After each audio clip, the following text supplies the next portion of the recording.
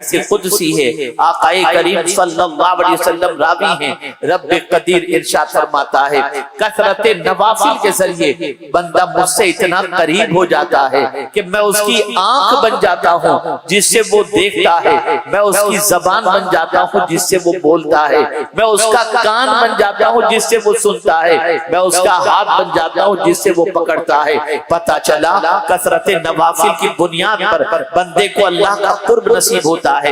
اللہ اکبر! خواجہ صاحب کی زندگی کا مطالعہ کریں تو آپ کو پتہ چلے گا بہت سارے مسلمانوں کو تو قرآن پڑھنا ہی نہیں آتا، قرآن کھولتے ہی نہیں ہیں، اور جنہیں قرآن پڑھنا بھی آتا ہے الا ماشاءاللہ کبھی کبھی کھل جاتا ہے، باقی قرآن کھلتا ہوا نظر نہیں آتا۔ اللہ اکبر! خواجہ غریب نواز کی عادت کریمہ کیا تھی؟ روزانہ 2 قرآن شریف ختم فرماتے تھے، روزانہ۔ مناقب الحبیب کے اندر موجود ہے کہ خواجہ غریب نواز رحمت اللہ تعالی علیہ روزانہ 2 قرآن شریف ختم کرتے تھے، اور درود شریف کا معمول یہ تھا کہ کثرت سے درود شریف پڑھتے، اور درود شریف پڑھتے وقت چہرہ جو ہے جھکا لیا کرتے، سینے کی طرف اپنی نظر رکھا کرتے، اور درود شریف پڑھنے کے بعد، درود کے اوراد و وظائف کے بعد، درود کے ذکر کے بعد، درود شریف کی کثرت کے بعد جب خواجہ صاحب نگاہ اٹھاتے، سامنے جو کھڑا ہوتا اگر مومن ہوتا نظر گڑ جاتی، اسے اللہ کے قرب کی دولت نصیب ہو جاتی، فاسق ہوتا نظر گڑ جاتی، اللہ اسے توبہ کی توفیق عطا فرما دیتا تھا۔ اے رسول اعظم صلی اللہ علیہ وسلم کے دیوانوں، یاد رکھو سلطان الہند غریب نواز رحمت اللہ تعالی علیہ کی حیات طیبہ کو پڑھتے ہیں، ہم ان کی کرامتوں کے بارے میں جانتے ہیں، ان کے مقام و مرتبے کے بارے میں سمجھنے کی کوشش کرتے ہیں، لیکن خواجہ صاحب کا معمول یہ تھا اللہ اکبر! اور صرف یہی نہیں کہ ادھر ختم قرآن کیا اور بس ختم نہیں، بلکہ مناقب الحبیب کے اندر ہے جیسے ہی خواجہ صاحب قرآن شریف ختم کرتے غیب سے آواز آتی، قبل تو ختم کل حبیب، میرے حبیب میں نے تیرا قرآن مقدس قبول کر لیا، تیرے قرآن مقدس کے ختم کو میں نے قبول کر لیا۔ آپ اندازہ لگائیں اے رسول اعظم صلی اللہ علیہ وسلم کے دیوانوں، اللہ کے رسول صلی اللہ علیہ وسلم کے نائب بن کر ہندوستان کی سرزمین پر آنے والے خواجہ معین الدین چشتی رحمت اللہ تعالی علیہ نے جو تعلیمات عطا فرمائیں، ان تعلیمات پر اگر آج کا مسلمان عمل پیرا ہو جائے، اس کی دنیا بھی سنور جائے گی، اس کی آخرت بھی سنور جائے گی۔ آئیے میں آپ کو بتاؤں، سلطان الہند غریب نواز رحمت اللہ تعالی علیہ فرماتے ہیں چند چیزوں کو دیکھنا عبادت ہے۔ حدیث مبارکہ سے بھی آقا کریم صلی اللہ علیہ وسلم نے فرمایا کہ چند چیزوں کو دیکھنا عبادت ہے۔ النظر الی الکعبۃ عبادت، النظر الی المصحف عبادت، النظر الی الوالدین عبادت، النظر فی ماء زمزم عبادت۔ اس طریقے سے آقا کریم صلی اللہ علیہ وسلم نے فرمایا۔ سلطان الہند نے جب ذکر کیا تو پہلے ماں باپ کا تذکرہ فرماتے ہیں، ماں باپ کے چہرے کو دیکھنا عبادت ہے، اور اس کے بعد حضرت قطب الدین بختیار کاکی رحمت اللہ تعالی علیہ فرماتے ہیں کہ ایک بندہ جو نہایت ہی فاسق ہو، ایک بندہ جس کی زندگی کوئی خاص عبادت میں نہیں گزرتی تھی، لیکن اس کا انتقال ہوا، تو انتقال کے بعد غریب نواز علیہ رحمت و فرماتے ہیں، غریب نواز علیہ رحمت و کی نشست کے اندر جو غریب نواز نے فرمایا تھا، اس کے بارے میں حضرت قطب الدین بختیار کاکی رحمت اللہ تعالی علیہ فرماتے ہیں کہ سلطان الہند غریب نواز رحمت اللہ تعالی علیہ فرماتے ہیں اس بندے کو جب دیکھا گیا تو حاجیوں کے ساتھ نظر آ رہا ہے اور بہشت میں ٹہل رہا ہے مرنے کے بعد۔ خواجہ صاحب فرماتے ہیں اس سے پوچھنے والے نے پوچھا، اے بندے ذرا یہ تو بتا تجھے یہ مقام کیسے نصیب ہوا؟ ہمیں تو نہیں معلوم کہ تو نے حج کیا ہو، لیکن آج تیرے مرنے کے بعد حاجیوں کے ساتھ تو ٹہلتا نظر آ رہا ہے، بہشت میں گھومتا ہوا نظر آ رہا ہے، تجھے یہ مقام کیسے نصیب ہوا؟ وہ شخص کہتا ہے معاملہ دراصل یہ ہے کہ میں اپنی ماں کے قدموں کو چوما کرتا اور ماں کی خدمت میں رہا کرتا، بظاہر میری زندگی کے اندر کوئی دوسری عبادت اتنی کثرت کے ساتھ نہیں تھی، لیکن رات کو روزانہ ماں کے قدموں کو چومتا، ماں کے قدم کے پاس بیٹھ جاتا اور ماں سے گزارش کرتا، ماں میرے لیے دعا کر دے۔ تو میری ماں یہی دعا کرتی، اللہ تجھے حاجیوں کا ثواب عطا فرمائے اور تجھے جنت عطا فرمائے۔ میری ماں کی دعا نے میرے مرنے کے بعد حاجیوں کے ساتھ مجھے اٹھا دیا ہے اور مجھے بہشت کی دولت عطا فرمائی۔ آج کا بچہ ماں کو ستاتا ہے، آج کا بچہ ماں کو گالیاں دیتا ہے، آج کا بچہ ماں باپ کا احترام نہیں کرتا۔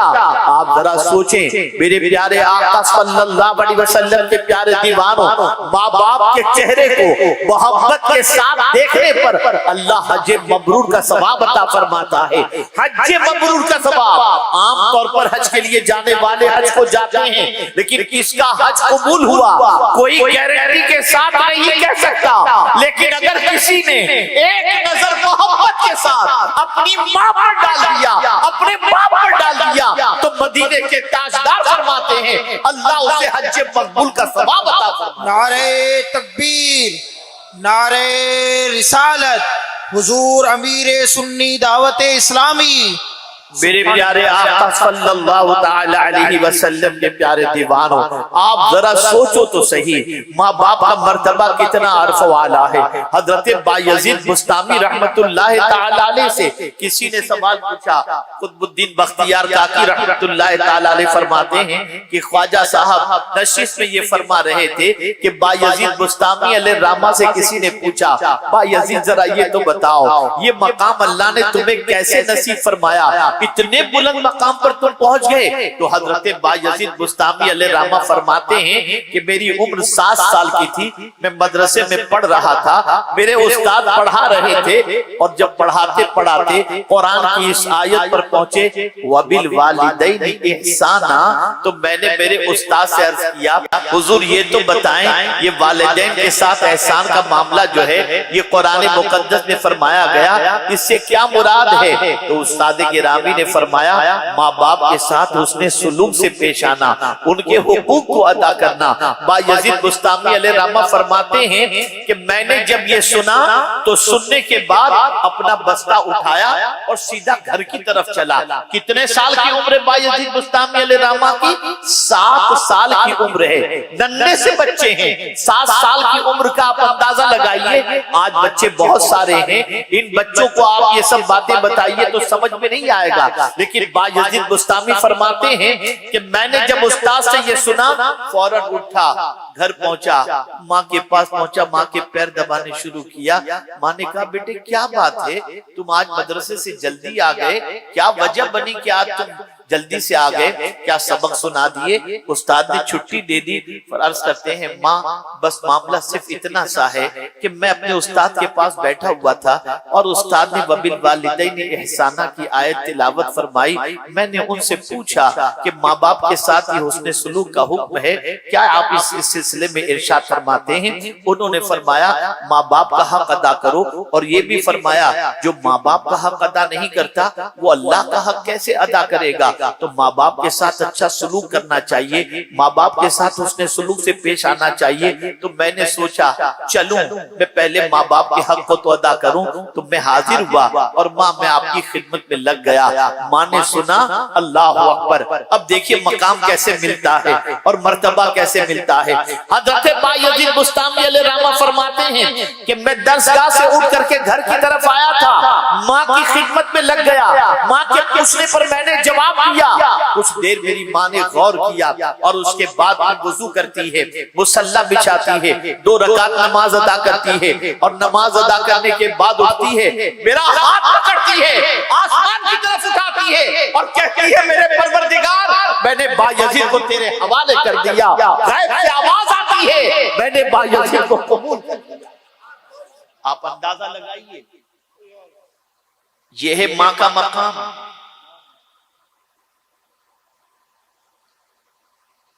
سب کی دعائیں لیتے ہو آج، کبھی ماں باپ کی تو دعا لو یار۔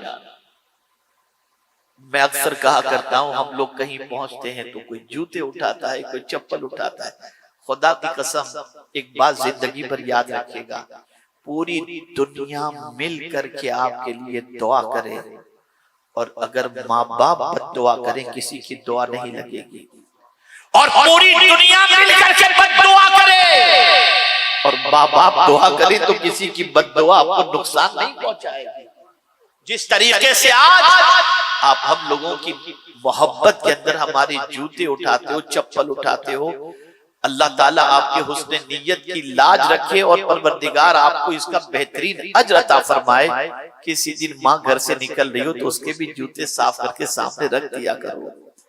کسی دن باپ کام کے لیے نکل رہا ہو، اس کے بھی جوتے صاف کر کے اس کے قدم کے پاس رکھ دو. خدا کی قسم جب دعا نکلے گی تمہاری دنیا بھی سنور جائے گی اور آخرت بھی سنور جائے گی.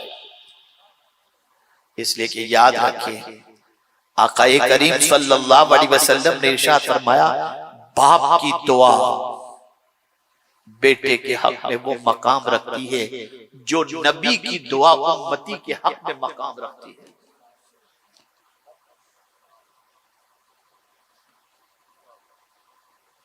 آپ ذرا سوچو ماں کی دعا کے بارے میں.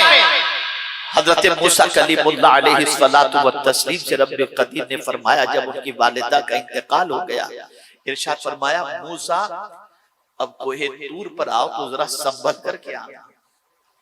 عرض کرتے مولا اس سے پہلے تو کبھی تو نے نہیں فرمایا تھا کہ سنبھل کر آنا، آج تو فرما رہا ہے. ارشاد فرماتے موسیٰ اب تمہاری ماں نہیں رہ گئی.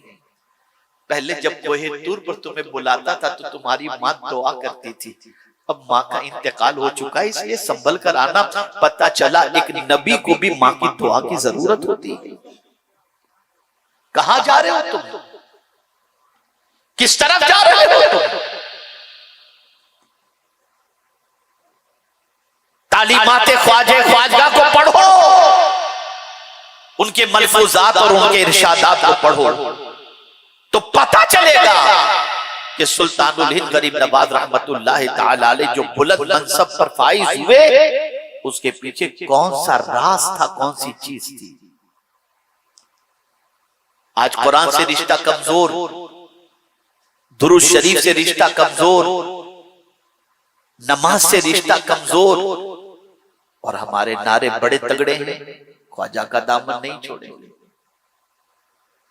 ذرا سوچو تو صحیح. اے رسول گرامی وقار صلی اللہ علیہ وسلم کے دیوانوں، آج کی اس چھٹی شب کے اندر سلطان الہند کے قریب شہر میں رہنے والوں تمہیں اپنی سوچ کو آج سے بدلنا ہوگا. تمہیں ایک نئے حوصلے کے ساتھ اٹھنا ہوگا، ایک نئے ارادے کے ساتھ اٹھنا ہوگا، ایک نئے جذبے کے ساتھ اٹھنا ہوگا. اور وہ نیا جذبہ یہ ہے آج سے کچھ بھی ہو جائے ایک وقت کی نماز کبھی انشاءاللہ قضا نہیں کریں گے، کبھی نماز قضا نہیں کریں. مجھے حیرت ہوتی ہے مسلمان ہو کر نماز چھوڑ دینا، حیرت ہوتی ہے.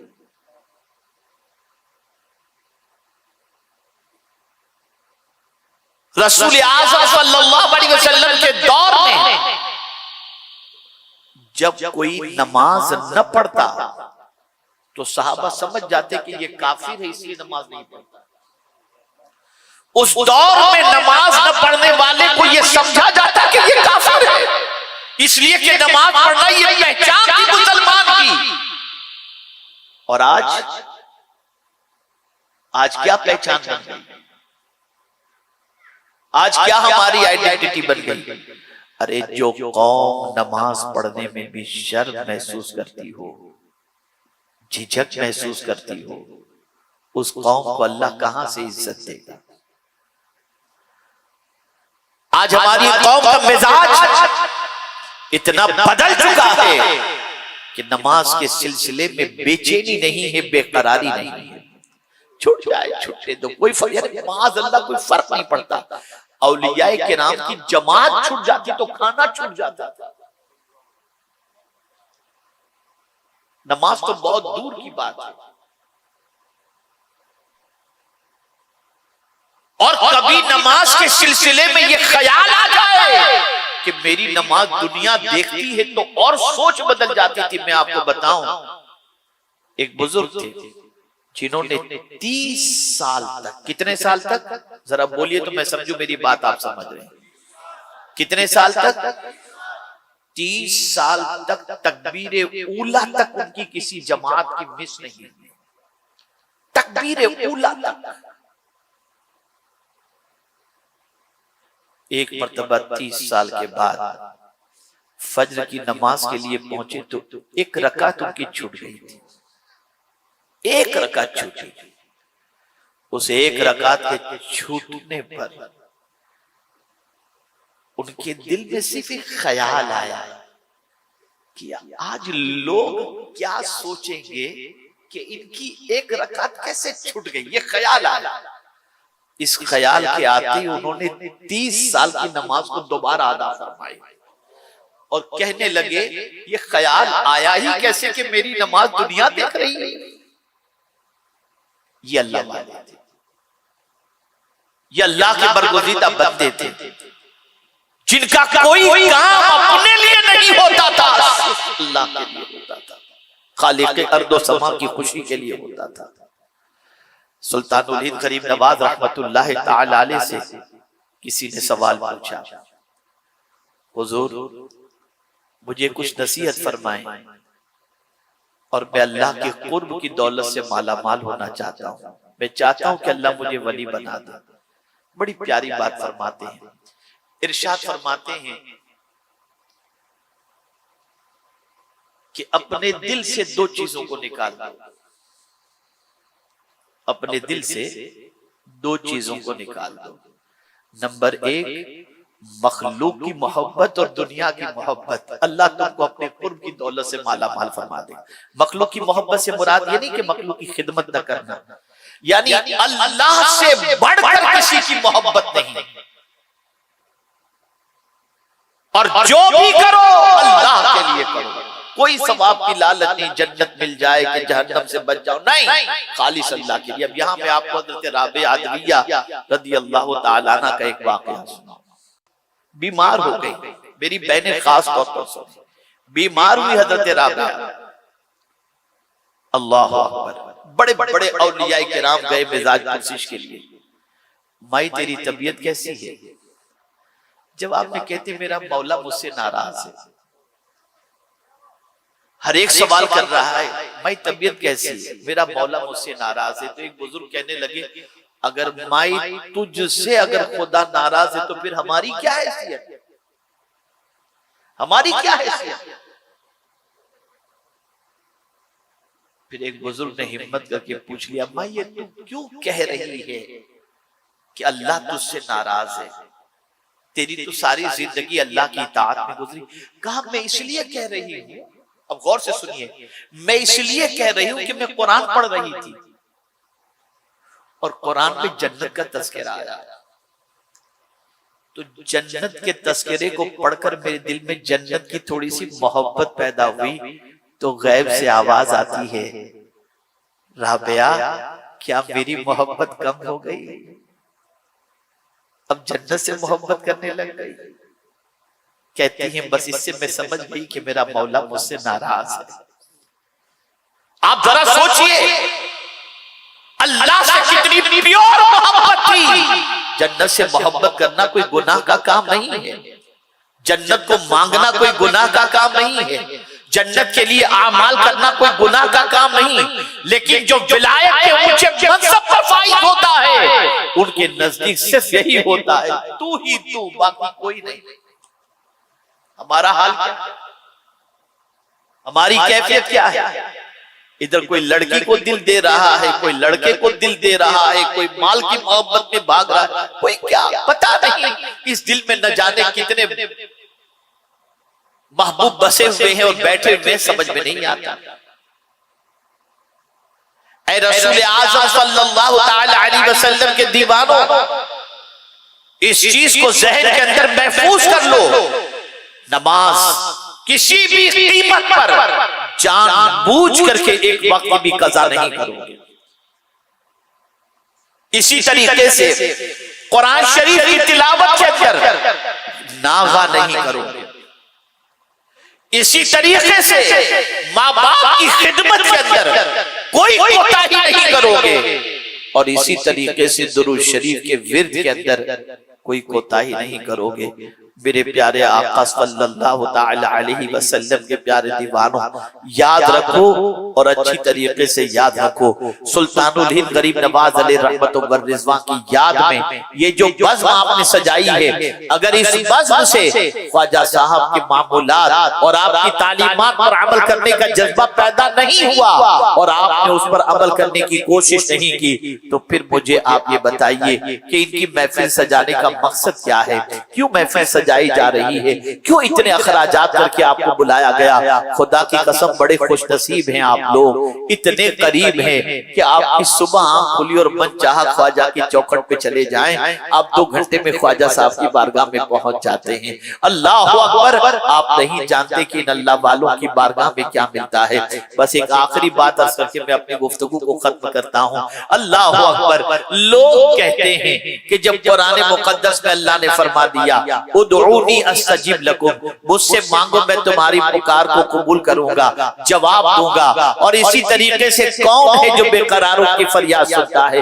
بالکل اپنی جگہ پر صحیح ہے، اللہ بے قراروں کی فریاد بھی سنتا ہے، اللہ عز و جل دعاؤں کو قبول کرنے والا بھی ہے۔ حضرت پیر مہر علی شاہ رحمت اللہ تعالی علیہ نے بڑی پیاری بات فرمائی ہے۔ ارشاد فرماتے ہیں، میں تقریر کر رہا تھا، شامیانہ لگا ہوا تھا، دوپہر کی چلچلاتی ہوئی دھوپ تھی، میرے سر کے اوپر پنکھا چل رہا تھا اور پنڈال کے باہر، شامیانے کے باہر ایک نوجوان کھڑا ہوا تھا اور میں تقریر کر رہا تھا، اور دوران تقریر میں اس آیے کریمہ پر پہنچا ادعونی استجب لکم، اور اس کے بعد میں گفتگو کرتے کرتے میں نے کہا اللہ کے ولیوں کے یہاں جایا کرو، اللہ کے ولیوں کی بارگاہ میں جایا کرو۔ وہیں سے نوجوان نے کہا حضور میرا ایک سوال ہے۔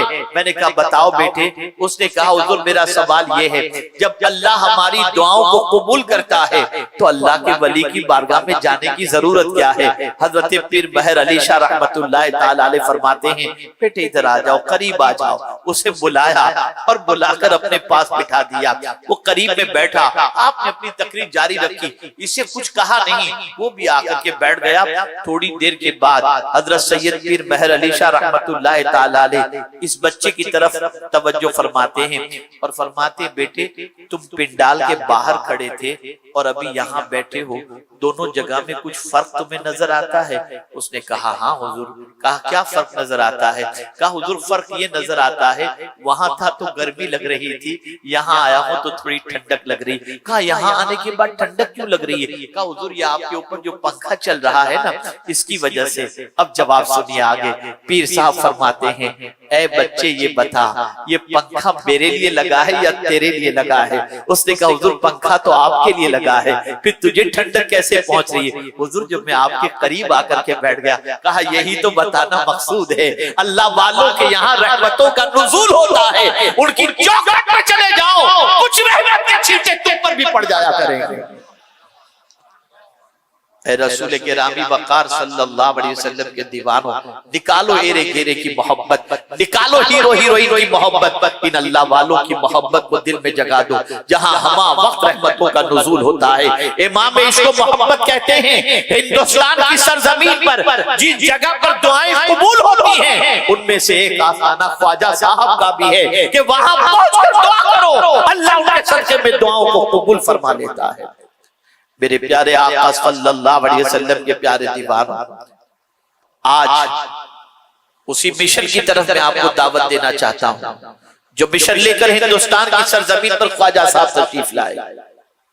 خواجہ صاحب بندے کو خدا سے قریب کرنے تشریف لائے، بندوں کے دلوں میں نیکیوں کی محبت پیدا کرنے تشریف لائے، بندوں کے دلوں میں محبت رسول پیدا کرنے تشریف لائے، بندوں کے دل میں قرآن کی محبت پیدا کرنے تشریف لائے، بندوں کو گناہوں سے روکنے کے لیے تشریف لائے۔ سنی دعوت اسلامی خواجہ کے فیضان کرم سے اسی کام کو انجام دے رہی ہے۔ ماحول سے وابستہ ہو جائیں، تحریک کا کام اپنے علاقے میں شروع کریں اور کوشش کریں کہ بگڑا ہوا سیدھے راستے کا مسافر بن جائے اور گناہوں میں ڈوبی ہوئی زندگی نیکیوں کی طرف آ جائے۔ بس ایک جملہ عرض کرتا ہوں اس کے بعد گفتگو ختم۔ گناہ، اللہ اکبر، میں نچوڑ عرض کر رہا ہوں آپ کو، گناہ کرتے وقت اچھا لگتا ہے نا، بڑا مزہ آتا ہے گناہ کرتے وقت، انسان جب گناہ کرتا ہے لیکن نقصان گناہ کرنے والے کو کیا ہوتا ہے میں آپ کو بتاؤں؟ گناہ کرنے والا جب گناہ کرتا ہے تو سب سے پہلے خود کی نظر سے گر جاتا ہے، سب سے پہلے خود کی نظر سے گرتا ہے، اور اس کے ساتھ پھر وہ خدا کی نظر سے گر جاتا ہے۔ وہ ہزار اپنے آپ کو نیک سمجھ کر کے چلتا ہو، لیکن تنہائی میں کیے ہوئے گناہ کی وجہ سے اندر سے وہ کڑ رہا ہوتا ہے کہ میں دنیا کے ساتھ کیا کر رہا ہوں، یہ میری کیا پوزیشن ہے، اس کے اندر سے کڑن اس کی محسوس ہوتی ہے۔ گناہ کرنے والا خود کی نظر سے گر جاتا ہے، بیوی کے ساتھ بے وفائی کی نظر سے گر گیا، آوارگی کی نظر سے گر گیا، گندی پکچریں دیکھی نظر سے گر گیا۔ اور مجھے ایک حدیث یاد آ رہی ہے حضرت عقبہ ابن عامر رضی اللہ تعالیٰ عنہ کی، جو میں سمجھتا ہوں کہ اس وقت سنا دینا بہت ضروری ہے۔ ہمارے بہت سارے لوگ نمازی بھی ہیں لیکن شیطان کی شرارتوں کے شکار بھی ہو جاتے ہیں۔ بہت سارے ایسے جو صف اول کے پابند بھی اللہ ماشاءاللہ، سب کی بات ایسی نہیں جو صف اول کے پابند ہیں سب برے نہیں ہوتے، لیکن شیطان سب کے ساتھ لگا ہوتا ہے۔ حضرت عقبہ ابن عامر رضی اللہ تعالیٰ عنہ بیان فرماتے ہیں کہ آقا کریم صلی اللہ علیہ وسلم نے فرمایا کل بروز قیامت وہ بندہ جو عوام کے سامنے تو نیکی کرتا ہوگا اور تنہائی میں گناہ کرتا ہوگا، اسے قیامت میں رب قدیر جل جلالہ فرشتوں سے فرمائے گا بلاؤ اسے بلایا جائے گا، کہا جائے گا لے جاؤ اسے جنت کی طرف، دکھاؤ اسے جنت۔ جب جنت کے قریب لے جائیں گے، جنت کا دروازہ کھلا ہوگا، وہ جنت دیکھے گا، رب فرمائے گا فرشتوں سے اسے واپس کرو، اسے واپس کرو، اسے جنت میں داخل مت کرو، واپس کرو اسے۔ وہ بندہ اپنے رب سے عرض کرے گا مولا بہتر تو یہی تھا کہ جنت دکھانے کے پہلے ہی جہنم میں ڈال دیتا، دکھانے کے بعد روک کیوں رہا ہے؟ کہا بندے تو دنیا کے سامنے میری محبت کا ڈھونگ رچ رہا تھا اور تنہائی میں مجھ سے دشمنی کر رہا تھا، میرے فرمان کے خلاف عمل کر رہا تھا، فرشتوں لے جاؤ اسے ڈھکیل دو جہنم کے اندر۔ اے رسول اعظم صلی اللہ علیہ وسلم کے دیوانوں، تنہائی میں اللہ سے ڈرو، اللہ کا خوف دل میں پیدا کرو، بد کرداری سے بچو، برائی سے بچو۔ یہ آج کے دور کی بہت بڑی ضرورت ہے، برائی سے بچنا۔ میرے پیارے آقا صلی اللہ علیہ وسلم کے پیارے دیوانوں، سید امین القادری صاحب قبلہ ہوں یا اور علماء ہوں یا مشائخ ہوں، یہ یہی تو دعوت دے رہے ہیں کہ آپ برائی کے راستے سے بچ کر سیدھے راستے کے مسافر بن جاؤ، بدلو اپنی زندگی کو۔ خدا کی قسم نیکی میں اللہ نے سکون رکھا ہے اور گناہ میں اللہ نے سوائے بے قراری کے کچھ نہیں رکھا۔ نیکی کرو، گناہ سے رشتہ توڑو اور سنی دعوت اسلامی سے وابستہ ہو کر دین متین کی خدمت کرو۔ اللہ رب العزت جل جلالہ آقا کریم صلی اللہ علیہ وسلم کے صدق و طفیل مجھے آپ کو سب کو اللہ اور اس کے رسول کے ارشاد پر عمل کرنے کی توفیق نصیب فرمائے اور